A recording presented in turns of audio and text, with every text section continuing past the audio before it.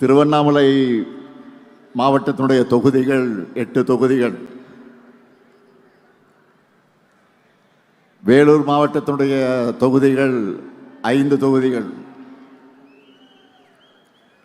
தருமபுரி மாவட்டத்தினுடைய தொகுதிகள் 5 தொகுதிகள், கிருஷ்ணகிரி மாவட்டத்தினுடைய தொகுதிகள் 6 தொகுதிகள், ராணிப்பேட்டை மாவட்ட 4 தொகுதிகள், கள்ளக்குறிச்சி மாவட்ட 4 தொகுதிகள், சேலம் மாவட்ட 11 தொகுதிகள்னு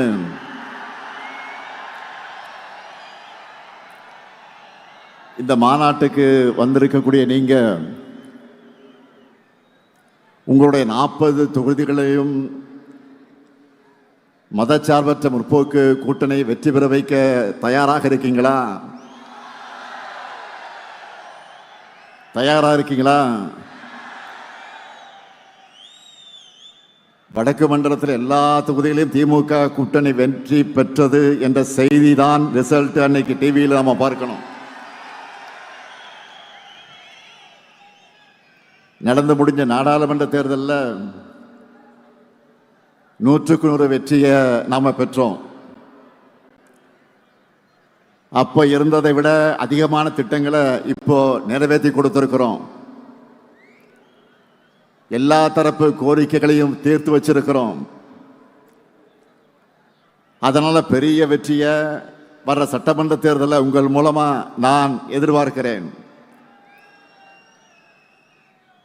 2019 நாம எதிர்கொண்ட எல்லா தேர்தல்களையும் நமக்கு வெற்றி மேல் வெற்றி தான். அதுவும் சாதாரண வெற்றி அல்ல, சதிகளை முறியடிச்ச சரித்திர வெற்றி. ஒவ்வொன்றும் எதிரிகளை கலங்கடிக்கக்கூடிய வெற்றி. இந்தியா முழுக்க எந்த ட்ரெண்ட் இருந்தாலும் தமிழ்நாட்டுடைய நிரந்தர ட்ரெண்ட் பிளாக் அண்ட் ரெட் தான், கருப்பு சிவப்பு தான். 2026 சட்டமன்ற தேர்தலையும் நாம தான். 7வது முறையும் திமுக ஆட்சி தான். திராவிட மாடல் 2.0 ஸ்டார்ட்.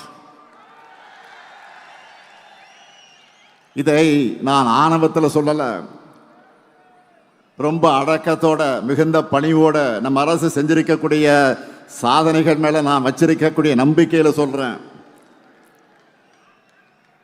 எல்லாத்துக்கும் மேல உடன்பிறப்புகளான உங்க மேல இருக்கக்கூடிய நம்பிக்கையில நான் சொல்றேன்.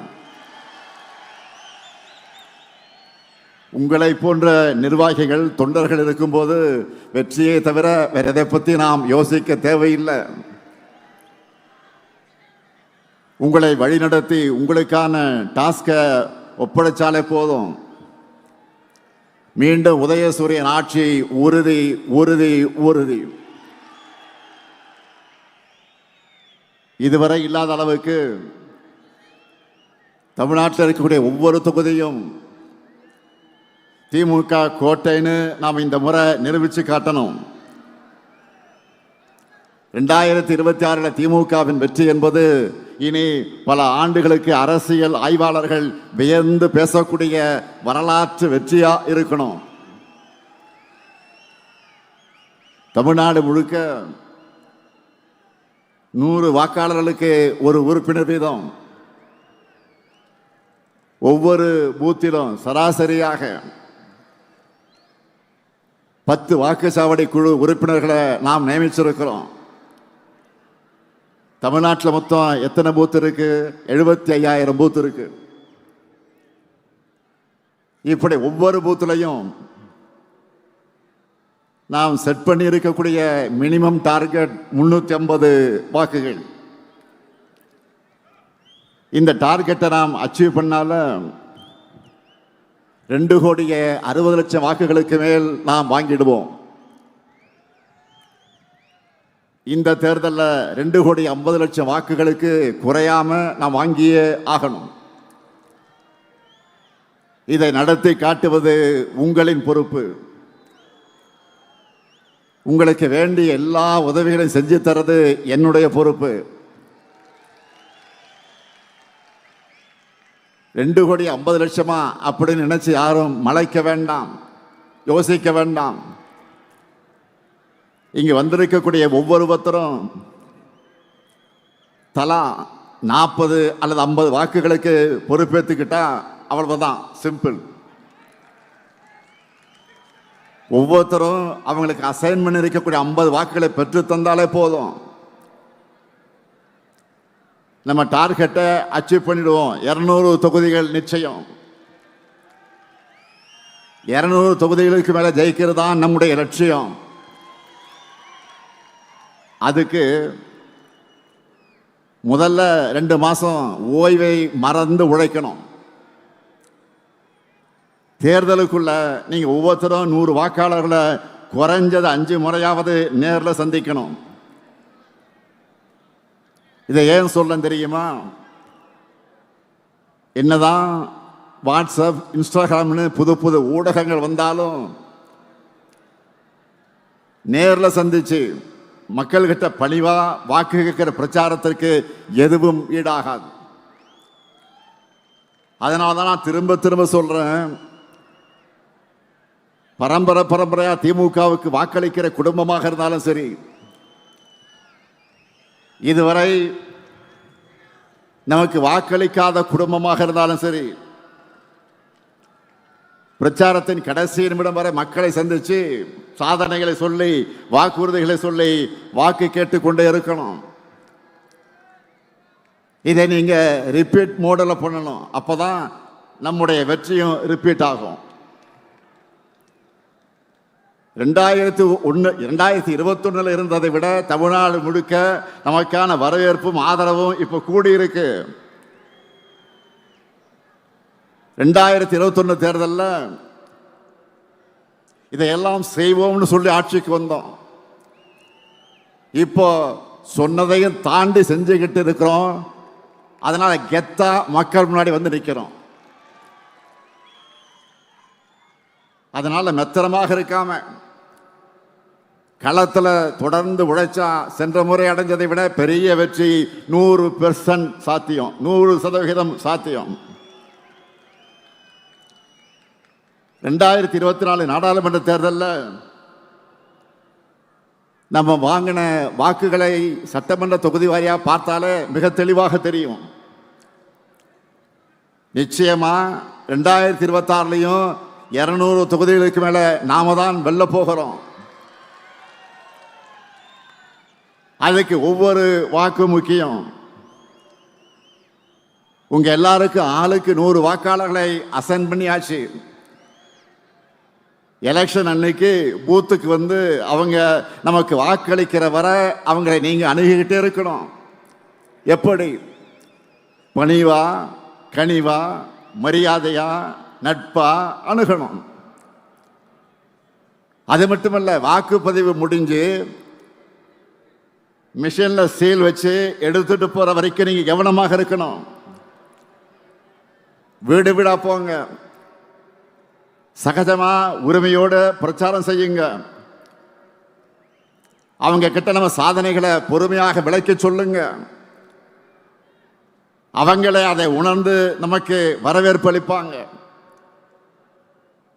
நண்பர்களுடைய டீ கடையில் உட்கார்ந்து எப்படி டிஸ்கஸ் பண்ணுவோமோ, அரட்டடிப்போமோ, அந்த மாதிரி ஃப்ரெண்ட்லியா பேசுங்க. நம்ம கழக ஆட்சி மீண்டும் வந்தால்தான் தமிழ்நாட்டின் வளர்ச்சி தொடரும். தமிழ்நாட்டினுடைய சுயமரியாதை காப்பாற்றப்படும். அவங்க மனசுல பதிய வையுங்க. குறிப்பா மாணவர்கள், இளைஞர்கள்கிட்ட அவங்களுக்காக நம்ம செஞ்சுட்டு வரக்கூடிய திட்டங்களை எடுத்து சொல்லுங்க. நான் முதல்வன், தமிழ் புதல்வன், புதுமை பெண், லேப்டாப் திட்டம் எல்லாத்தையும் நினைவூட்டுங்க. தனியார் தொழிற்சாலைகள் மூலம் மட்டுமே 38 லட்சம் வேலை வாய்ப்புகள் அவங்களுக்காக நாங்கள் உறுதி செஞ்சிருக்கோம்னு புரிய வையுங்க.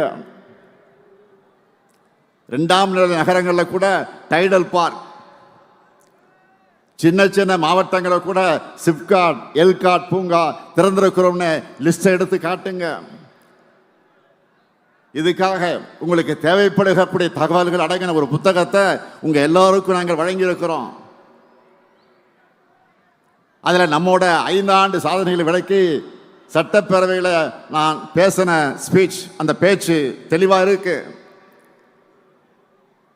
அதை முழுசா படிச்சு அதில் உள்ள திட்டங்களை ஒன்று விடாம மனப்பாடமே பண்ணிடுங்க. நம்முடைய ஆட்சி காலத்தில் ஒவ்வொரு குடும்பமும் நிச்சயமா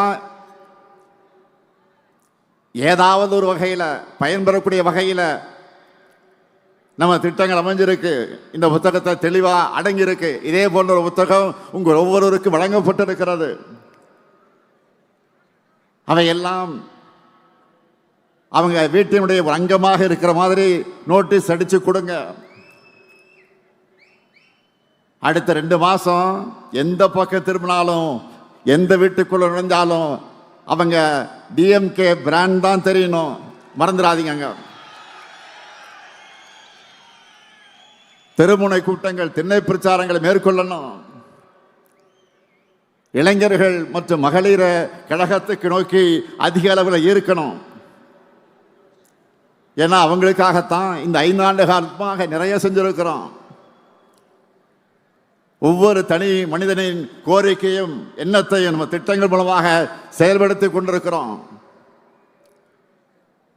கலைஞர் மகளிர் உரிமை திட்டம், காலை உணவு திட்டம், புதுமை பெண் திட்டம், தமிழ் புதல்வன் திட்டம், நான் முதல்வன் திட்டம், இல்லம் தேடி கல்வி திட்டம், எண்ணும் எழுத்தும் திட்டம், குறு சிறு நிறுவனங்களுக்காக கடன் உத்தரவாத திட்டம், கலைஞரின் அனைத்து கிராம ஒருங்கிணைந்த வேளாண் வளர்ச்சி திட்டம், கலைஞர் நகர்ப்புற மேம்பாட்டு திட்டம், உங்களுடன் ஸ்டாலின், நலன் காக்கும் ஸ்டாலின், மக்களை தேடி மருத்துவம், இன்னுயிர் காப்போம், நம்மை காக்க 48 இறக்குது. பாதம் காப்போம், இதயம் காப்போம், கலைஞர் கைவினை திட்டம், ஊட்டச்சத்தை உறுதிசை திட்டம், மகளிர் விடியல் பயணம், கலைஞர் கனவு இல்லம், அன்பு கரங்கள், அன்பு சோலை, தோழி விடுதிகள்.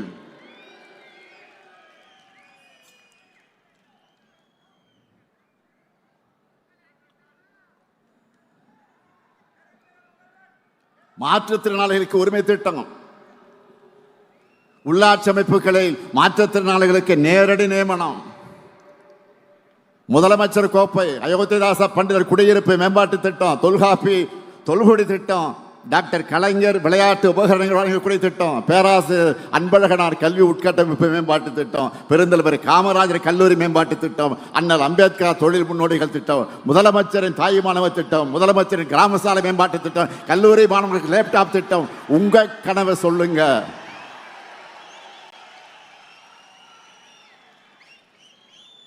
இறக்குது அவ்வளவு திட்டங்கள். 3000 ரூபாய் பொங்கல் தொகுப்பு, இப்படி சொல்லிக்கொண்டே போகலாம். இதையெல்லாம் நினைவூட்டுங்க.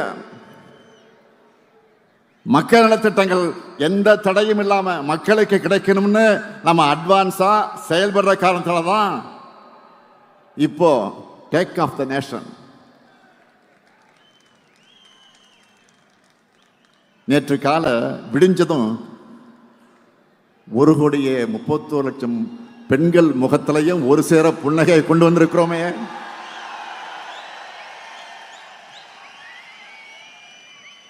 அவங்க காலையிலேயே கேட்ட முதல் ரிங்டோனே 5,000 ரூபாய் கலைஞர் மகளிர் உரிமை தொகை அவங்க அக்கௌண்ட்ல வந்திருக்கான மெசேஜ் டோன் தான்.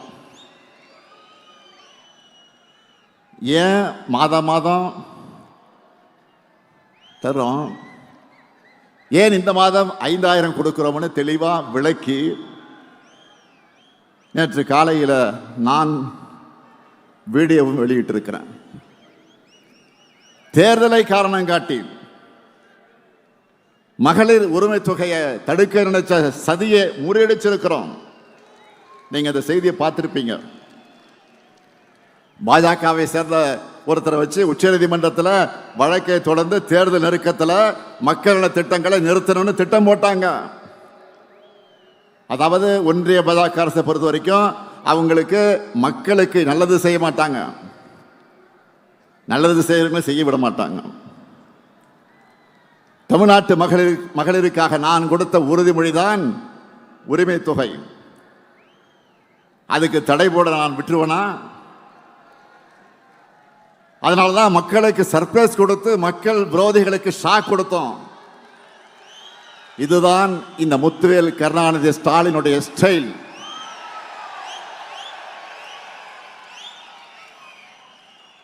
ஓரவஞ்சனைக்கும் வஞ்சகத்துக்கும் ஒருமுகம் இருந்தால் அதுதான் ஒன்றிய பாஜக அரசு. இதுவரைக்கும் தமிழ்நாட்டுக்குன்னு ஏதாவது ஒரு சிறப்பு திட்டம் அறிவிச்சிருக்கிறாங்களா? நான் திரும்ப திரும்ப கேட்டுக்கிட்டு இருக்கிறேன். முறையா பதில் சொல்ல இதுவரையில் பிரதமரோ உள்துறை அமைச்சரோ வரவில்லை. அதுக்கு பதில் சொல்ல முடியல. அது இதுதான், இது இதுதான், இது அதுதான், அது இதுதான் ஒதுக்கப்படுகிற நிதிகளை சொல்லிய ஏமாத்திட்டு இருக்காங்க. பாஜக தலைமையில் இருந்தும் இதுக்கு பதில் வரல. பாஜகவின் கிளை செயலாளராக இருக்கிறார் பழனிசாமி. பாஜக கிளை கழகம் ஆயிடுச்சு. இப்போ பாஜகவின் கிளை கழக செயலாளராக இருக்கக்கூடிய பழனிசாமி அவர்கிட்ட இருந்தாலும் பதில் வந்துச்சா? தமிழ்நாட்டுக்கும் தமிழ்நாட்டு மக்களுக்கும் பேசுறதுக்கு துணிவில்லாம முதுகெலும்பு இல்லாம கொத்தடிமை சேவகம் செஞ்சுட்டு இருக்கக்கூடிய பழனிசாமி எனக்கு சவால் விட்டு இருக்கிறாரு. எந்த பழனிசாமி? இன்னைக்கும் ஒரு அரசியல்வாதி எப்படி இருக்கக்கூடாதுன்னு என்பதற்கு அடையாளமா சோசியல் மீடியாவில் வளம் வந்துட்டு இருக்கக்கூடிய அதற்கு சொந்தக்காரரான பழனிசாமி.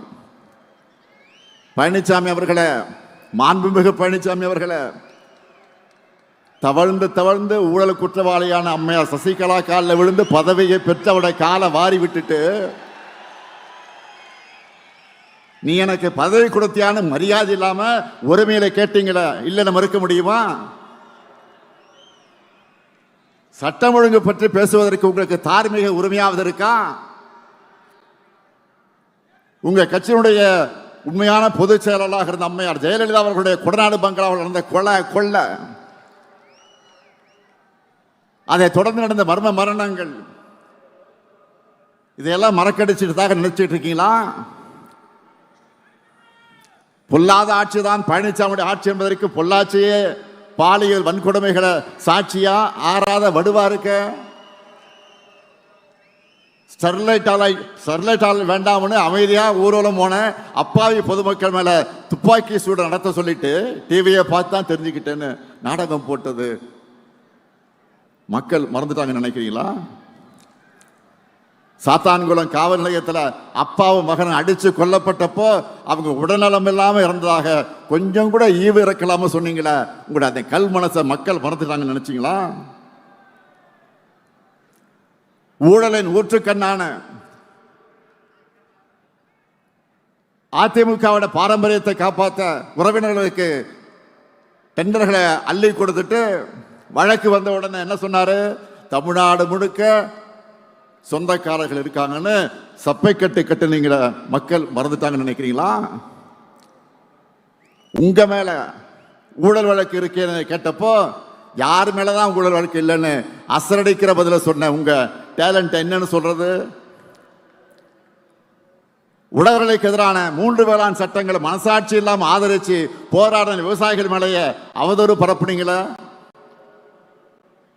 பச்சை துண்டு போட்டு பச்சை துரோகம் செஞ்ச பழனிசாமின்னு சொல்லி உங்களை புறக்கணிச்ச விவசாயிகள் அதை மறந்திருப்பாங்கன்னு நினைச்சீங்களா? சிறுபான்மை மக்களுக்கு எதிரான பாஜக சட்டங்களை ஆதரிச்சதோடு அந்த மக்களை அடக்குமுறைக்கு ஆளாக்குனீங்கள, அந்த காயம் ஆறிடுச்சுன்னு நினைக்கிறீங்களா? குட்கா வழக்கில் அதிமுக அமைச்சர்கள் சிக்கினதுக்கு உங்கள் பதில் என்ன? வருமான வரித்துறையில சொந்தக்காரங்க சிக்கிறதுனால பாஜகவோட கூட்டணி வச்சீங்களா? இப்படி ஏராளமான கேள்விகள் இருக்கு. இதுக்கெல்லாம் நீங்க பதில் சொல்லாம தவிர்த்தாலும் மக்களுக்கு பதில் தெரியும், உங்க லட்சணமும் புரியும். எனவே திமுக அரசு அவதூறுகளால் கலங்கப்படுத்த நினைக்கிற உங்களுடைய பேச்சுக்களை மக்கள் நம்ப மாட்டாங்க. நம்ம திராவிட மாடல் அரசு சாதனைகளை அரசாக இருக்கிற காரணத்தினால பழனிசாமி அவர்கள் இவ்வளவு வேதனையோடு புலம்புறதுக்கு காரணம் இதுதான். 1000 ஆண்டுகள் நின்று பேசுகிற சாதனைகளை 5 ஆண்டுகளை செஞ்சு முடிச்சிருக்கிறோம்.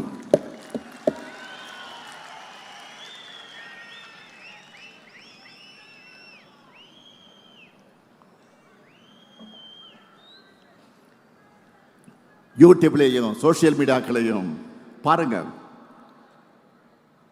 வட மாநில சேனல்கள்லாம் எப்படி சாதனைகளை செய்கிற, இப்படி சாதனைகளை செய்யக்கூடிய அரசு இந்தியாவிலே இல்லைன்னு நம்ம திராவிட மாடல் அரசை பாராட்டி, ஆக ஒரு சிறப்பான ஆட்சிக்கு அடையாளம் இதுதான் தமிழ்நாட்டு அரசுன்னு சொல்லி ஒரு எக்ஸாம்பிளா காட்டிட்டு இருக்கிறாங்க. நான் மட்டும் இல்லை, இங்க இருக்கிற ஒவ்வொருத்தரும் நெஞ்ச நிமித்தி சொல்லலாம், தமிழ்நாட்டு வரலாற்றிலேயே நம்ம கவர்மெண்ட் மாதிரி சாதனை செஞ்ச அரசே கிடையாது. ஒட்டுமொத்த தமிழ்நாட்டுக்கு செஞ்ச திட்டங்களை மட்டும் இல்லை, ஒவ்வொரு மாவட்டத்துக்கும் தொகுதிக்கும் நிறைவேற்றப்பட்டிருக்கக்கூடிய சாதனைகளை நம்மால் பட்டியலிட்டு சொல்லிட முடியும். நல்லா புரிஞ்சுக்குங்க, நாம போராடுறது திராவிட முன்னேற்ற கழகத்துடைய வெற்றிக்காக மட்டும் இல்ல, தமிழ்நாட்டுடைய வெற்றிக்காக. பாஜகவுடைய டப்பா இன்ஜின்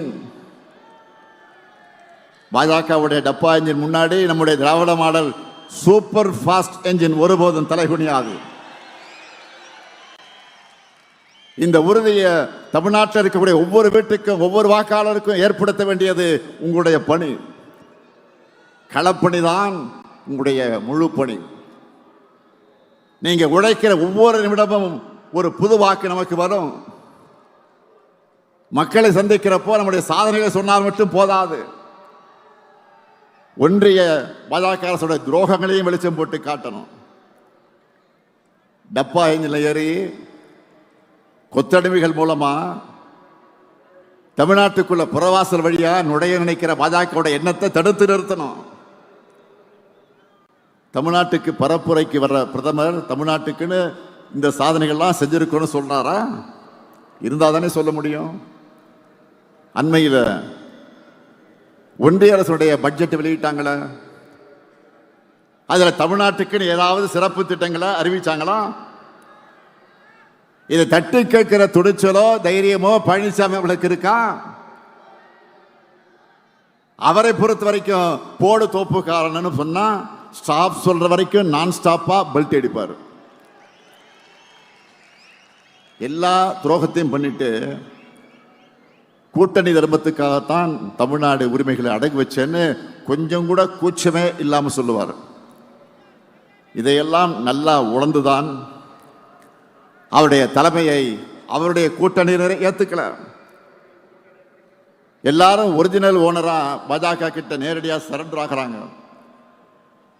எனவே அதிமுக என்பது பாஜக டிராவல் பண்றதுக்கு யூஸ் பண்ணிக்கிற ஒரு கிளை அமைப்பு என்பதை மக்கள் கிட்ட அம்பலப்படுத்தணும்.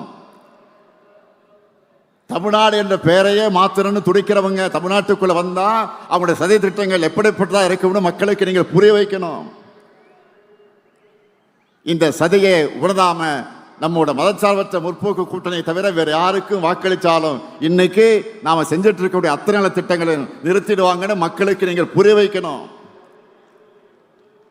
எனவே திராவிட மாடல் 2.0 ஆட்சி அமைக்க, அந்த ஆட்சி அமைக்க வேண்டும் என்ற நம்மோட இலக்கை நீங்க எல்லோரும் உங்க நெஞ்சங்களை ஏந்தி அந்த இலக்கை அடைய ஒற்றுமையா பணியாற்றணும்.